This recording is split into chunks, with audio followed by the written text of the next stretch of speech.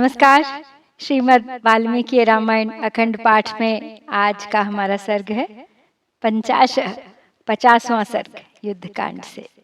और आज के सर्ग में है विभीषण को इंद्रजीत समझकर वानरों का पलायन और सुग्रीव की आज्ञा से जाम्बवान का उन्हें सांत्वना देना। तत्पश्चात विभीषण का विलाप और सुग्रीव का उन्हें समझाना।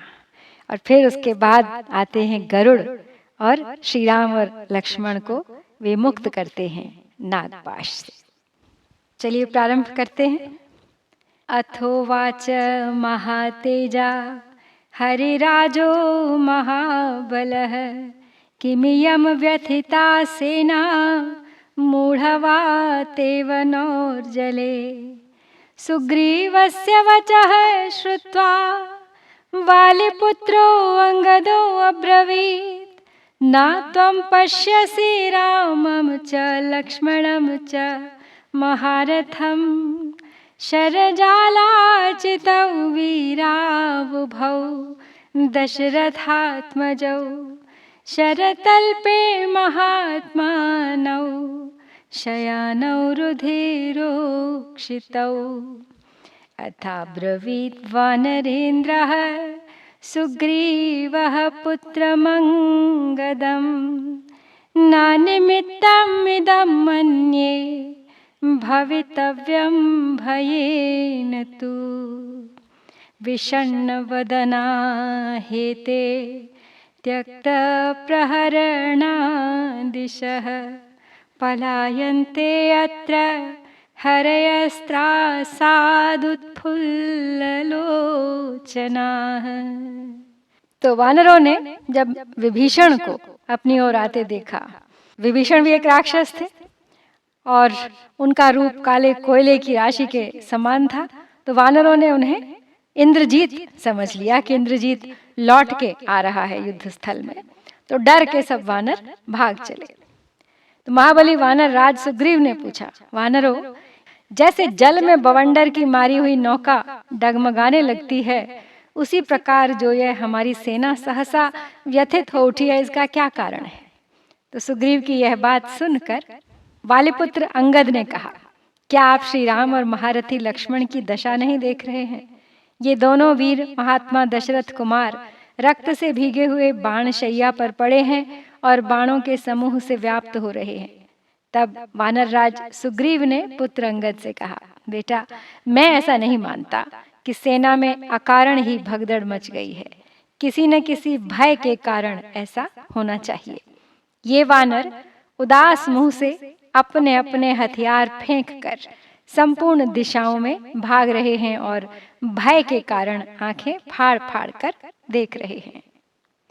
अन्योन्यस्य न लज्जन्ते न निरीक्षन्ति पृष्ठतः विप्रकर्षन्ति चान्योन्यं पतितं लङ्घयन्ति च। एतस्मिन्नन्तरे वीरो गदापाणिर्विभीषणः सुग्रीवं वर्धयामास राघवं च जयाशिषा। विभीषणं च सुग्रीवो दृष्ट्वा वानरभीषणं ऋक्षराजं महात्मानं समीपस्थम् उवाचः। विभीषणोऽयं सम्प्राप्तोऽयं दृष्ट्वा वानरर्षभाः द्रवन्त्यायत्सन्त्रासा रावणात्मजशङ्कया। शीघ्रमेतान् सुसन्त्रस्तान् बहुधा विप्रधावितान् पर्यवस्थापयाख्याहि विभीषणम् उपस्थितम्। तो पलायन करते समय उन्हें एक दूसरे से लज्जा नहीं होती है और वे पीछे की ओर नहीं देखते हैं। एक दूसरे को घसीटते हैं और जो गिर जाता है उसे लांघ कर चल देते हैं, भय के मारे उठाते तक नहीं है उसे। इसी बीच में वीर विभीषण हाथ में गदा लिए वहां आ पहुंचे और उन्होंने विजय सूचक आशीर्वाद देकर सुग्रीव तथा श्री रघुनाथ जी की अभ्युदय कामना की। और वानरों को भयभीत करने वाले विभीषण को देखकर सुग्रीव अपने पास ही खड़े हुए महात्मा ऋक्षराज जाम्बवान से बोले कि देखो ये विभीषण आए हैं, जिन्हें देखकर वानर शिरोमणियों को यह संदेह हुआ है कि रावण का बेटा इंद्रजीत आ गया है। इसीलिए इनका भय बहुत बढ़ गया है और वे भागे जा रहे हैं। तुम शीघ्र जाकर यह बताओ कि इंद्रजीत नहीं, विभीषण आए हैं। ऐसा कहकर बहुधा भयभीत हो पलायन करते हुए इन सब वानरों को सुस्थिर करो, इन्हें भागने से रोको। सुग्रीवेणैव मुक्तस्तु जाम्बवान् ऋक्षपार्थिवः वानरान् सान्त्वयामास सन्निवर्त्य प्रधावतः। ते निवृत्ताः पुनः सर्वे वानरास्त्यक्तसाध्वसाः ऋक्षराजवचः श्रुत्वा तं च दृष्ट्वा विभीषणम्। विभीषणस्तु रामस्य दृष्ट्वा गात्रं शरैश्चितम्। लक्ष्मणस्य तु धर्मात्मा बभूव व्यथितः सदा। जलक्लिन्नेन हस्तेन तयोर्नेत्रे विमृज्य च शोकसम्पीडितमना रुरोद विललाप च। इमौ तौ सत्त्वसम्पन्नौ विक्रान्तौ प्रियसंयुगौ इमामवस्थां गमेतौ राक्षसैः कूटयोधिभिः। सुग्रीव के ऐसा कहने पर ऋक्षराज जाम्बवान ने भागते हुए वानरों को लौटाकर उन्हें सांत्वना दी और ऋक्षराज की बात सुनकर और विभीषण को अपनी आंखों देखकर वानरों ने भय को त्याग दिया तथा वे सब के सब फिर लौट आए। श्री राम और लक्ष्मण के शरीर को बाणों से व्याप्त हुआ देख धर्मात्मा विभीषण को उस समय बड़ी व्यथा हुई। उन्होंने जल से भीगे हुए उन दोनों भाइयों के नेत्र पोंछे और मन ही मन शोक से पीड़ित हो वे रोने और विलाप करने लगे। हाय, जिन्हें युद्ध अधिक प्रिय था और जो बल विक्रम से संपन्न थे, वे ही ये दोनों भाई श्री राम और लक्ष्मण माया से युद्ध करने वाले राक्षसों द्वारा इस अवस्था को पहुंचा दिए गए। भ्रातृपुत्रेण चैतेन दुष्पुत्रेण दुरात्मना राक्षस्या जिह्मया बुद्ध्या वंचिता वृजुविक्रमौ शरैरिमावलं विद्धौ रुधिरेण समुक्षितौ वसुधायामिमौ सुप्तौ दृश्येते शल्यकाविव। ययोर्वीर्यमुपाश्रित्य प्रतिष्ठाकाङ्क्षिता मया ताविमौ देहनाशाय प्रसुप्तौ पुरुषर्षभौ। जीवनद्य विपन्नोऽसि नष्टराज्यमनोरथः प्राप्तप्रतिज्ञश्च रिपुः सकामो रावणः कृतः। एवं विलपमानं तं परिष्वज्य विभीषणम् सुग्रीवः सत्त्वसम्पन्नो हरिराजो अब्रवीदिदम्।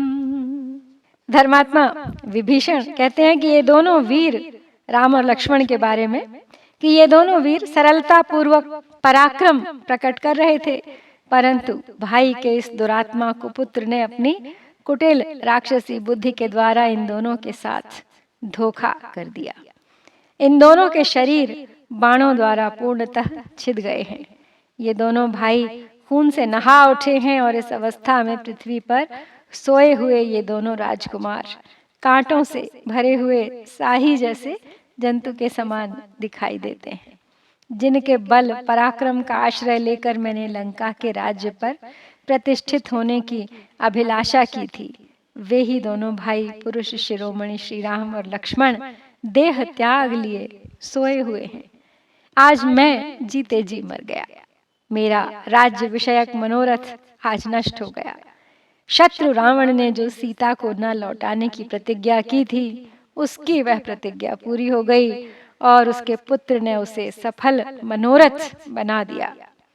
तो इस प्रकार विलाप करते हुए विभीषण को हृदय से लगाकर शक्तिशाली वानर राज सुग्रीव ने उनसे यूं कहा, राज्यम प्राप्स्यसि धर्मज्ञ लंकायाम नेह संशयः रावणः सह पुत्रेण स्वकामम नेह लप्स्यते गरुडाधिष्ठिता वेतावुभौ राघव लक्ष्मणौ त्यक्त्वा मोहं वदिष्येते सगणं रावणं रणे तमेवं सान्त्वयित्वा तु समाश्वास्यतु राक्षसं सुषेणं श्वशुरं पार्श्वे सुग्रीवस्तं उवाचः सह शूरैर् हरिगणैर्लब्धसंज्ञावरिन्दमौ गच्छ त्वं भ्रातरौ गृह्य किष्किन्धां रामलक्ष्मणौ अहं तु रावणं हत्वा सपुत्रं सह बान्धवं मैथिलीमानयिष्यामि शक्रो नष्टामिव श्रियम्। हे धर्मज्ञ, तुम्हें लंका का राज्य प्राप्त होगा, इसमें संशय नहीं है। पुत्र सहित रावण यहाँ अपनी कामना पूरी नहीं कर सकेगा। ये दोनों भाई श्री राम और लक्ष्मण मूर्छा त्यागने के पश्चात गरुड़ की पीठ पर बैठकर रणभूमि में राक्षस गणों सहित रावण का वध करेंगे। प्रतीक्षा करो। राक्षस विभीषण को इस प्रकार सांत्वना और आश्वासन देकर सुग्रीव ने अपने बगल में खड़े हुए श्वशुर सुषेण से कहा, आप होश में आ जाने पर इन दोनों शत्रु दमन श्री राम और लक्ष्मण को साथ ले शूरवीर वानर गणों के साथ किष्किंधा को चले जाइए। मैं रावण को पुत्र और बंधु बांधवों सहित मारकर उसके हाथ से मिथिलेश कुमारी सीता को उसी प्रकार छीन लाऊंगा जैसे देवराज इंद्र अपनी खोई हुई राजलक्ष्मी को दैत्यों के यहाँ से हर लाए थे। श्रुत्वैतद्वानरेन्द्रस्य सुषेणो वाक्यम् अब्रवीत् देवासुरं महायुद्धमनुभूतं पुरातनं तदा स्म दानवा देवान् शरसंस्पर्शकोविदान् निजघ्नुः शस्त्रविदुश्चादयन्तो मुहुर्मुहुः तानार्तान् नष्टसंज्ञाश्च गतासूंश्च बृहस्पति विद्याभिरमन्त्रयुक्ताभिरोषधीभिश्चिकित्सति तान्यौषधान्यानयितुं क्षीरोदं यान्तु सागरं जवेन वानराः शीघ्रं सम्पाति पनसादयः हरयस्तु विजानन्ति पार्वती ते महौषधी संजीवकरणीं दिव्यां विशल्यां देवनिर्मिताम्। तो वानर राज सुग्रीव की यह बात सुनकर सुषेण ने कहा, पूर्व काल में जो देवासुर महायुद्ध हुआ था उसे हमने देखा था। उस समय अस्त्र शस्त्रों के ज्ञाता तथा लक्ष्य वेद में कुशल देवताओं को बारंबार बाणों से आच्छादित करते हुए दानवों ने बहुत घायल कर दिया था। उस युद्ध में जो देवता अस्त्र शस्त्रों से पीड़ित, अचेत और प्राण शून्य हो जाते थे, उन सब की रक्षा के लिए बृहस्पति जी मंत्रयुक्त विद्याओं तथा दिव्य औषधियों द्वारा उनकी चिकित्सा करते थे। मेरी राय है कि उन औषधियों को ले आने के लिए संपाति और पनस आदि वानर शीघ्र ही वेग पूर्वक क्षीर सागर के तट पर जाएं। संपाति आदि वानर वहां पर्वत पर प्रतिष्ठित हुई दो प्रसिद्ध महौषधियों को जानते हैं। उनमें से एक का नाम है संजीवकरणी और दूसरी का नाम है विशल्यकरणी। इन दोनों दिव्य औषधियों का निर्माण साक्षात ब्रह्मा जी ने किया है। चंद्रश्च नाम द्रोणश्च क्षीरोदे सागरोत्तमे अमृतम यत्र मथितम तत्र ते परमौषधी तौ तत्र विहितौ देवैः पर्वतौ तौ महोदधौ अयम वायुसुतो राजन् हनुमांस्तत्र गच्छतु एतस्मिन्नन्तरे वायुर्मेघाश्चापि सवेद्युतः परयस्य सागरे तोयं कम्पयन्निव पर्वतान् महता पक्षवातेन सर्वद्वीपमहाद्रुमाः निपेतुर्भग्नविटपाः सलिले लवणाम्भसि अभवन् पन्नगास्त्रस्ता भोगिनस्तत्र वासिनः शीघ्रं सर्वाणि यादांसि जग्मुश्च लवणार्णवम्। तो सागरों में उत्तम क्षीर समुद्र के तट पर चंद्र और द्रोण नामक 2 पर्वत हैं, जहाँ पूर्व काल में अमृत का मंथन किया गया था। उन्हीं दोनों पर्वतों पर वे श्रेष्ठ औषधियां वर्तमान हैं। महासागर में देवताओं ने ही उन दोनों पर्वतों को प्रतिष्ठित किया था। राजन, ये वायुपुत्र हनुमान उन दिव्य औषधियों को लाने के लिए वहां जाएं। औषधियों को लाने की वार्ता वहां चल ही रही थी कि बड़े जोर से वायु प्रकट हुई, मेघों की घटा घिराई और बिजलियां चमकने लगी। वह वायु सागर के जल में हलचल मचाकर पर्वतों को कंपित सी करने लगी।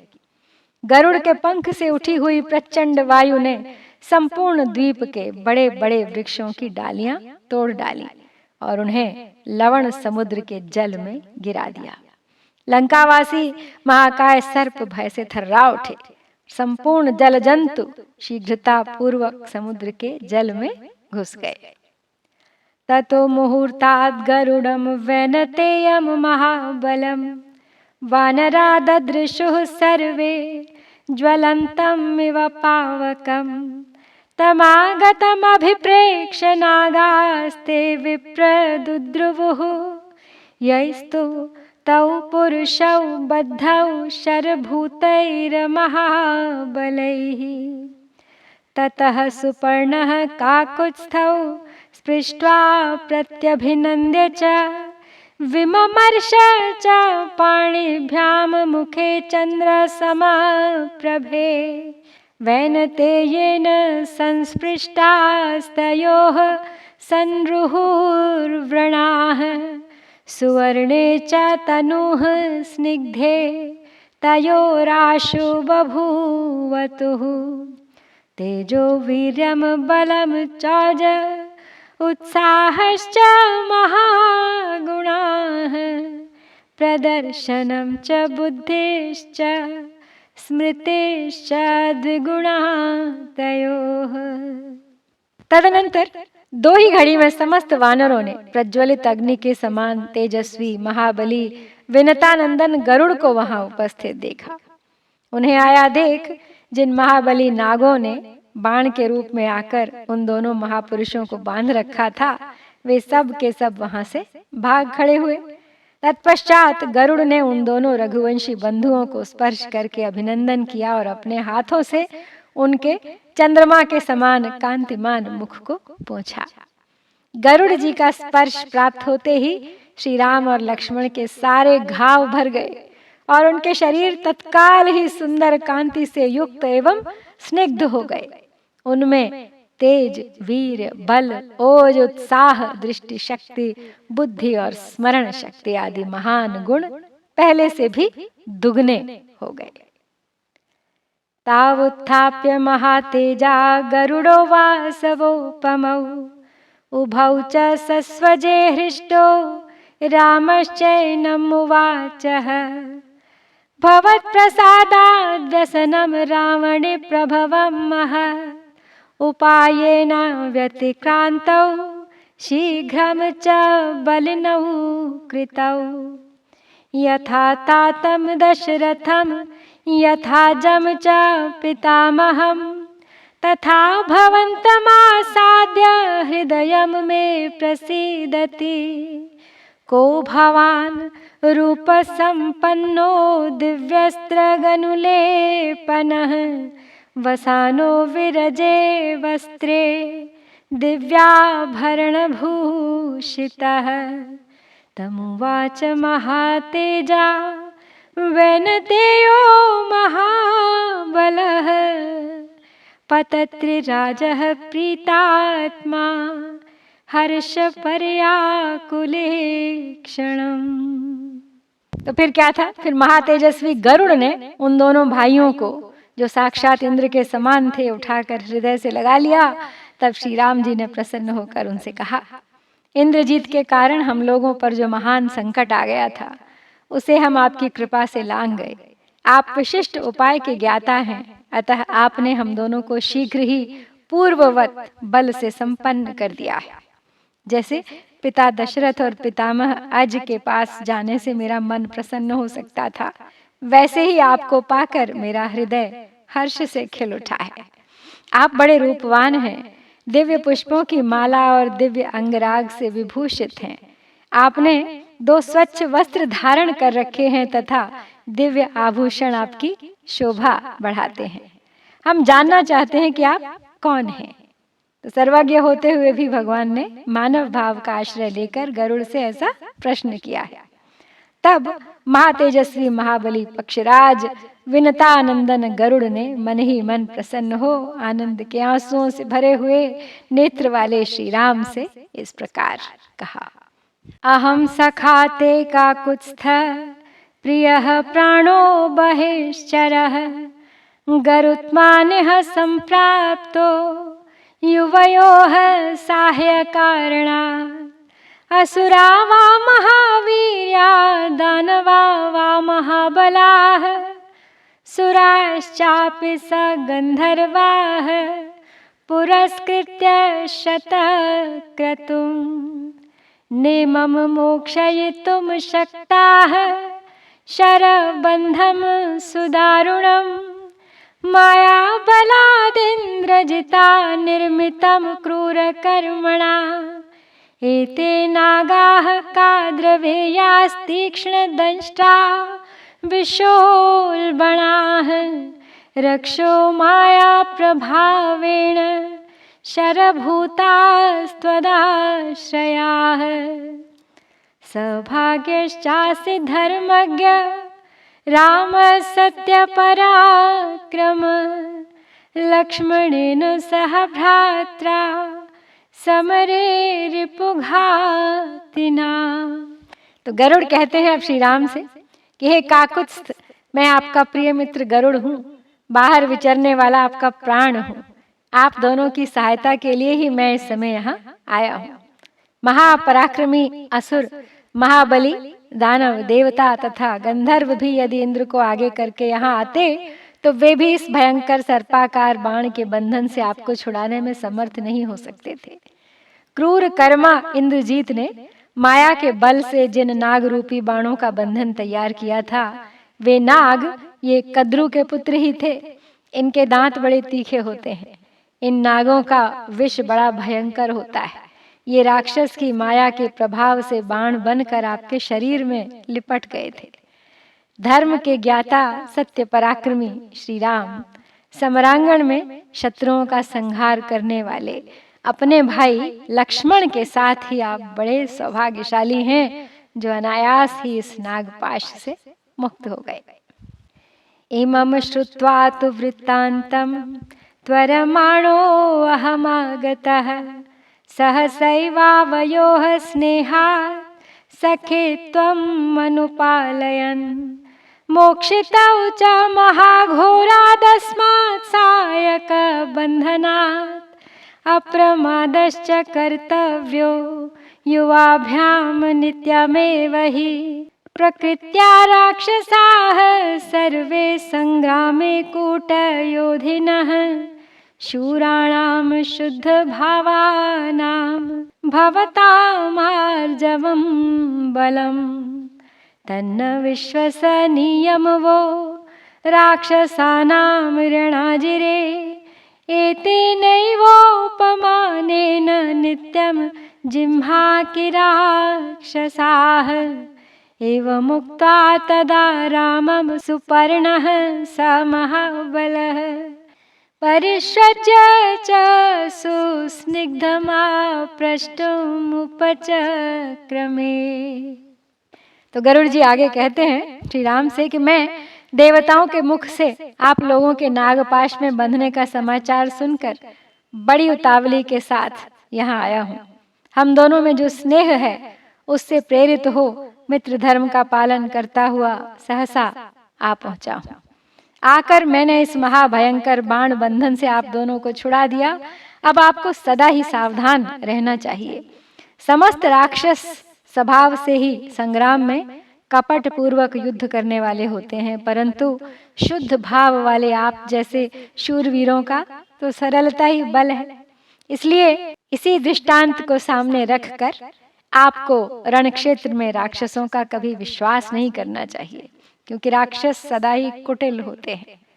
ऐसा कहकर महाबली गरुड़ ने उस समय परम स्नेही श्री राम को हृदय से लगाकर उनसे जाने की आज्ञा लेने का विचार किया। सखे राघव धर्मज्ञ रिपूणामपि वत्सल अभ्यनुज्ञातुमिच्छामि गमिष्यामि यथा सुखम न च कौतूहलं कार्यं सखित्वं प्रति राघव कृतकर्मारणे वीर सखित्वं प्रतिवेत्स्यसि बालवृद्धावशेषां तु लङ्कां कृत्वा शरोर्मिभिः रावणं तु रिपुं हत्वा सीतां त्वमुपलप्स्यसे। इत्येवमुक्त्वा वचनं सुपर्णः शीघ्रविक्रमः रामं च नीरुजं कृत्वा मध्ये तेषां वनौकसां प्रदक्षिणं ततः कृत्वा परिष्वज्य च वीर्यवान् जगामाकाशमावेश्य सुपर्णः पवनो यथा। तो गरुड़ अब श्री राम से आज्ञा ले रहे हैं। कहते हैं शत्रुओं पर भी दया दिखाने वाले हे धर्मज्ञ मित्र रघुनंदन, अब मैं सुखपूर्वक यहाँ से प्रस्थान करूंगा, इसके लिए आपकी आज्ञा चाहता हूँ। हे वीर रघुनंदन, मैंने जो अपने को आपका सखा बताया है, इसके विषय में आपको अपने मन में कोई कौतूहल नहीं रखना चाहिए। आप युद्ध में सफलता प्राप्त कर लेने पर मेरे इस सख्य भाव को स्वयं समझ लेंगे। आप समुद्र की लहरों के समान अपने बाणों की परंपरा से लंका की ऐसी दशा कर देंगे कि यहाँ केवल बालक और बूढ़े ही शेष रह जाएंगे। इस तरह अपने शत्रु रावण का संहार करके आप सीता को अवश्य प्राप्त कर लेंगे। ऐसी बातें कहकर शीघ्रगामी एवं शक्तिशाली गरुड़ ने श्री राम को निरोग करके उन वानरों के बीच में उनकी परिक्रमा की और उन्हें हृदय से लगाकर वे वायु के समान गति से आकाश में चले गए। नीरुजौ राघवौ दृष्ट्वा ततो वानरयूथपाः सिंहनादं तदा नेदुर्लाङ्गूलं दुधुवुश्च ते ततो भैरीः समाजघ्नुर्मृदङ्गाश्चाप्यवादयन् दध्मुः शङ्खान् सम्प्रहृष्टाः क्ष्वेलन्त्यपि यथा पुरम् अपरे स्फोटय विक्रान्ता वानरा नगयोधिनः द्रुमानुत्पाटय विविधांस्तस्थु शतसहस्रशः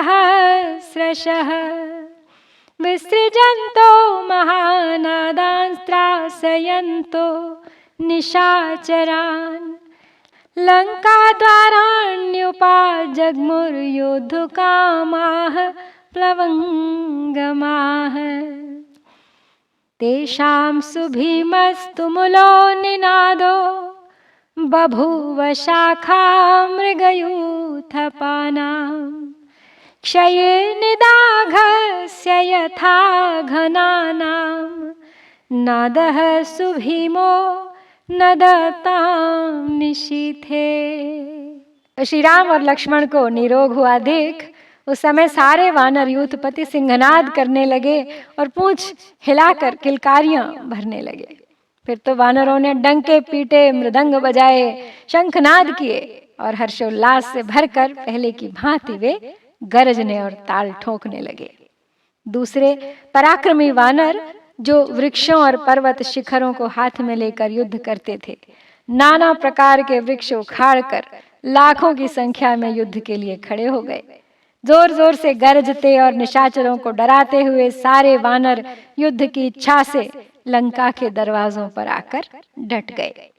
उस समय उन वानर यूथपतियों का बड़ा भयंकर एवं तुमुल सिंहनाद सब ओर गूंजने लगा, मानो ग्रीष्म ऋतु के अंत में आधी रात के समय गरजते हुए मेघों की गंभीर गर्जना सब ओर व्याप्त हो रही हो। तो श्री राम की सेना में हर्षोल्लास है।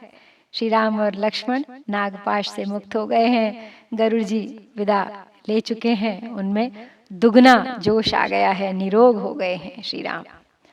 और इसी के साथ हम यहाँ श्री वाल्मीकि निर्मित आर्ष रामायण आदि काव्य के युद्ध कांड में 50वां सर्ग पूरा करते हैं।